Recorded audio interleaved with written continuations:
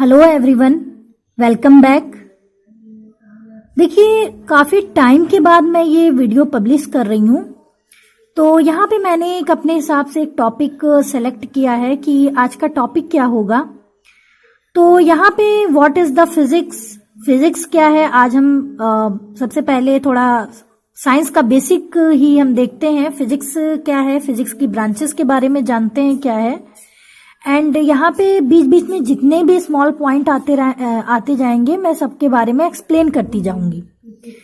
तो यहाँ पे हम देखते हैं कि सबसे पहले हम देखते हैं कि फिजिक्स क्या है। What is the physics. Physics के बारे में थोड़ा हम जानते हैं। वैसे तो आप लोग जानते ही होंगे कि फिजिक्स क्या है।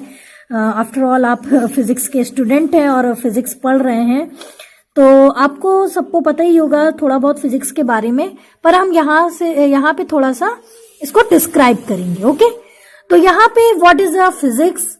तो फिजिक्स देखिए साइंस की ऐसी ब्रांच है जिसमें हम अर्थ, नेचर एंड नेचुरल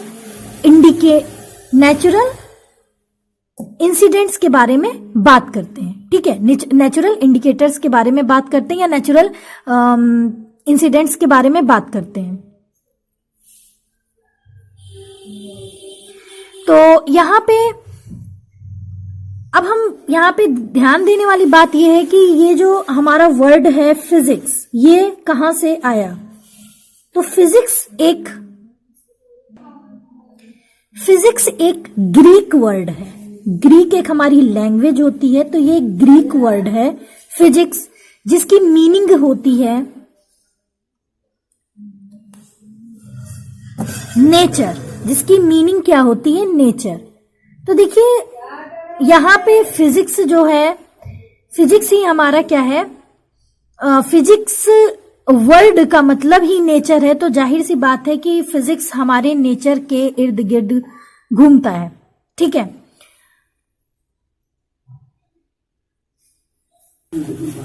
और स्टार्टिंग में फिजिक्स को नेचुरल साइंस कहा जाता था। सबसे स्टार्टिंग में अगर हम देखें तो इसे नेचुरल साइंस कहा जाता था। फिर बाद में इसका नाम चेंज होके क्या पड़ा, फिजिक्स पड़ा। ठीक है, पहले ये नेचुरल साइंस था, बाद में इसका नेम चेंज होके फिजिक्स पड़ा। ठीक, तो ये नेम हट गया। अब हम लोग इसको फिजिक्स के नेम से जानते हैं। तो ये हो गई फिजिक्स की डिस्कशन। अच्छा, यहाँ पे आपको एक डेफिनेशन दिख जाएगी फिजिक्स की, ऊपर में फिजिक्स को डिफाइंड करती हुई। तो देखिए टोटली हमने ये जाना कि फिजिक्स एक ऐसी ब्रांच है, फिजिक्स एक ऐसा स्कोप है जिसके जरिए हम नेचर के बारे में और नेचुरल इंसिडेंट्स के बारे में हम स्टडी करते हैं, साइंटिफिक स्टडी करते हैं, जिसको हम फिजिक्स के नेम से जानते हैं। और फिजिक्स में ही हम इसकी साइंटिफिक स्टडी करते हैं नेचर और नेचुरल इंसिडेंट्स के बारे में। तो नेचुरल इंसिडेंट्स का एग्जाम्पल्स यहाँ पे बहुत सारा हो सकता है। हम अपने दैनिक जीवन में बहुत सारी घटनाएं देखते हैं, बहुत सारे इंसिडेंट्स देखते रहते हैं। जैसे कि हमारा lunar Eclipse, solar Eclipse, rainbow, seed tides, changing of seasons, day and night, rain, storm, volcano, earthquake जैसी घटनाएं क्या हैं, इनकी स्टडी किसमें की जाती है, फिजिक्स में की जाती है। तो ये फिजिक्स की स्टडी के अंतर्गत आते हैं, भौतिक विज्ञान की स्टडी के अंतर्गत आते हैं। ठीक है, तो देखिए यहां पे हमारे क्या, यहां पे इंडिकेट किए गए कुछ नेचुरल इंसिडेंट्स यहां पे मेंशन किए गए हैं। Lunar Eclipse and solar Eclipse, rainbow, repetition of day and night, earthquake, volcano, ये सारे हमारे जो है एक ऐसे नेचुरल इंसिडेंट्स हैं। इन सब की स्टडी हम फिजिक्स में करते हैं। ठीक है, भौतिक विज्ञान में हम इसकी स्टडी करते हैं, ये भौतिक विज्ञान के अंतर्गत आते हैं। ठीक है, और तो ये हो गई फिजिक्स की बात। अब हम देखते हैं कि फिजिक्स की ब्रांचेस कितनी है। ठीक है, अब देखिए फिजिक्स की जैसे ही बात हुई उसके बाद आता है हमारा नेम। फटाक से हमें मैटर और एनर्जी के बारे में ख्याल आ जाता है कि हमारा मैटर और एनर्जी क्या है। तो मैटर और एनर्जी को भी मैं यहाँ पे एक्सप्लेन करती, बट आप लोगों के लिए बहुत ज़्यादा ये वीडियो लॉन्ग हो जाएगा, बट अभी मैं इतना लॉन्ग वीडियो प्रेफर नहीं कर रही हूँ, बहुत शॉर्ट वीडियो बना रही हूँ। काफ़ी दिनों बाद मैं अपलोड कर रही हूँ। तो यहाँ पे जैसे ही देखिए एनर्जी की बात होगी तो हमारी आइंस्टीन इक्वेशन आ जाएगी। आइंस्टीन इक्वेशन के बारे में भी आपको बताना मैं नेक्स्ट वीडियो में इसके बारे में, अगर आप लोग कमेंट्स करेंगे नीचे कमेंट बॉक्स में, तो मैं डिस्क्राइब से एक वीडियो बनाऊंगी जिसमें मैटर, एनर्जी, आइंस्टीन इक्वेशन वगैरह को भी डिस्कस किया गया हो। तो यहाँ पे हम ज़्यादा लेंदी ना करते हुए हम यहाँ पे हमने डायरेक्ट साइंस की फिजिक्स की बात की है, एंड हम नेक्स्ट ब्रांच ऑफ फिजिक्स की बात करते हैं। तो देखिए फिजिक्स जो है हमारा दो पार्ट में डिवाइड किया गया है। Fundamentally physics is divided into two part. तो एक है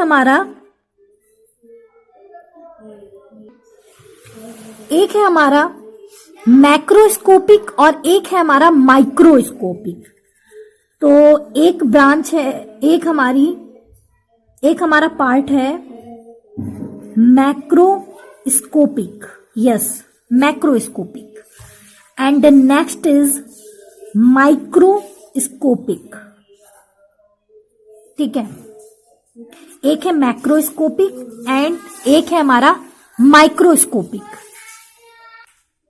तो देखिए यहाँ पे मैक्रोस्कोपिक मतलब कि स्थूल हिंदी में कह सकते हैं, एंड माइक्रोस्कोपिक इज सूक्ष्म, मतलब कि बहुत टिनी पार्टिकल्स, टिनी है ना, टिनी पार्टिकल्स की स्टडी होती है माइक्रोस्कोपिक में। मैक्रोस्कोपिक हमारा बड़ा पार्टिकल होता है, माइक्रो का मतलब होता है बहुत छोटे, जिनको देखने के लिए माइक्रोस्कोप की जरूरत पड़ती है, ऐसे पार्टिकल्स, उनकी स्टडी होती है माइक्रोस्कोपिक में। तो देखिए मैं यहाँ पे अच्छे से डिफाइन करती हूँ। मैक्रोस्कोपिक का मतलब है जहां पे मैक्रोस्कोपिक ऐसा यहाँ पे मैक्रोस्कोपिक में हम लेबोरेटरी फिनोमिनोन को स्टडी करते हैं, और जो हमारे एस्ट्रोनॉमिकल लेवल के चीजें आती हैं उनकी स्टडी हम मैक्रोस्कोपिक में करते हैं। ठीक है, मैक्रोस्कोपिक में हम क्या करते हैं, phenomenon of laboratory, terrestrial and astronomical level of object. ठीक है, और इसकी एक्सप्लेनेशन क्लासिकल फिजिक्स के प्रिंसिपल के बेस्ड पे होती है। ठीक है, मैक्रोस्कोपिक में जो है जितने भी फिजिक्स के ब्रांचेस आते हैं तो उनमें जो स्टडी होती है वो क्लासिकल फिजिक्स के प्रिंसिपल के अकॉर्डिंग होती है। ठीक है, और जिसमें कि हमारे लगभग मोस्टली सारे के सारे ब्रांचेस आ जाते हैं। मैकेनिक्स हो गया, थर्मोडायनेमिक्स हो गया, oscillation and waves theory and optics वगैरह हमारे मैक्रोस्कोपिक में आते हैं। नेक्स्ट हमारा माइक्रोस्कोपिक जो होता है सूक्ष्म, माइक्रो मतलब टिनी पार्टिकल्स, यहां से इसके नेम से ही पता चल रहा है। तो यहाँ पे स्टडी होती है एटॉमिक या मॉलिकुलर या न्यूक्लियर फिनोमिनॉन की। ठीक है, तो यहाँ पे जो कि हिंदी में जिसे हम आणविक, परमाणविक और नाभिकीय संरचनाएं वगैरह कहते हैं, या फिर उस स्टडी में जाते हैं, तो उस ब्रांच में जाते हैं तो उसकी स्टडी माइक्रोस्कोपिक में होती है। ठीक है, तो मैक्रोस्कोपिक और माइक्रोस्कोपिक में ये अंतर है, ये डिफरेंस है। तो यहाँ पे मैक्रोस्कोपिक, इसमें स्टडी होती है मैकेनिक्स की। मैकेनिक्स तो आप लोग जानते ही होंगे, पढ़े होंगे, पढ़ रहे हैं 11th में, अगर होंगे तो पढ़ रहे हैं, 9th 10th में पढ़ते हुए आए, जिसमें मास और वेट हमारा अंडरलाइन होता है। मेन चीजें मैकेनिक्स में आती हैं। एंड नेक्स्ट हमारा थर्मोडायनेमिक्स, जिसमें हम एनर्जी की बात करते हैं। एंड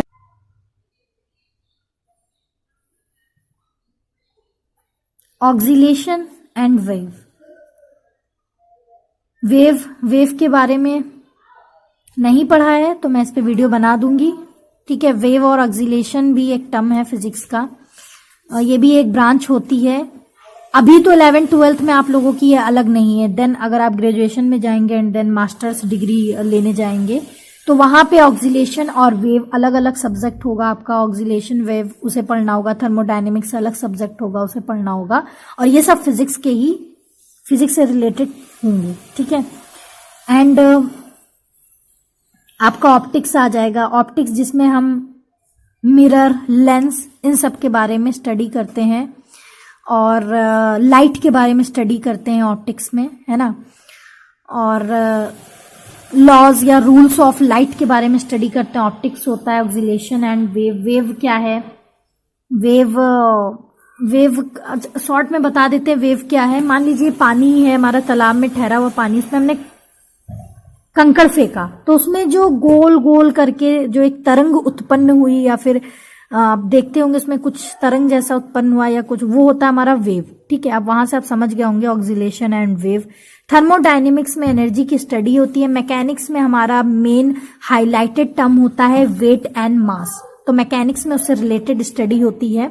मैकेनिक्स में हम फोर्स के बारे में स्टडी करते हैं, फोर्स वगैरह पढ़ते हैं, और मोशन, स्पीड, ये सब के बारे में पढ़ते हैं। थर्मोडायनेमिक्स में हम जितनी भी हमारी एनर्जीज हैं, काइनेटिक एनर्जी है, केमिकल एनर्जी, वो सब पढ़ते हैं। टेम्परेचर के बारे में पढ़ते हैं, हीट के बारे में पढ़ते हैं थर्मोडायनेमिक्स में।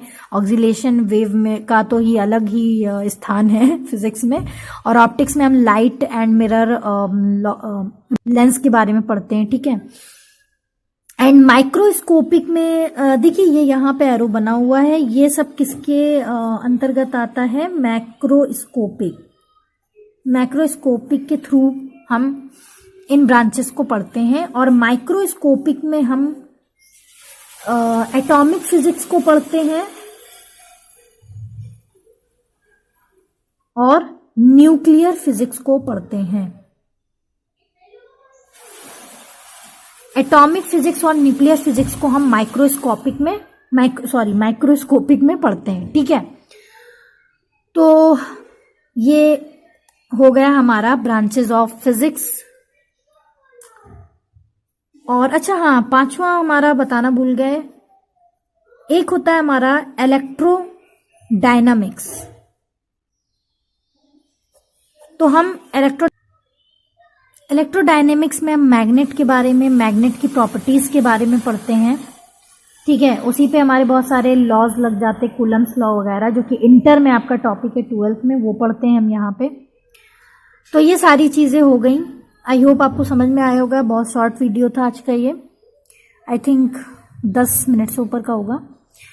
नेक्स्ट मैं अब जो है आगे बनाते रहूंगी अदर्स टॉपिक्स पे वीडियोस। आप हमारे चैनल पे नए हैं तो चैनल को लाइक, सब्सक्राइब करिए, कमेंट करिए।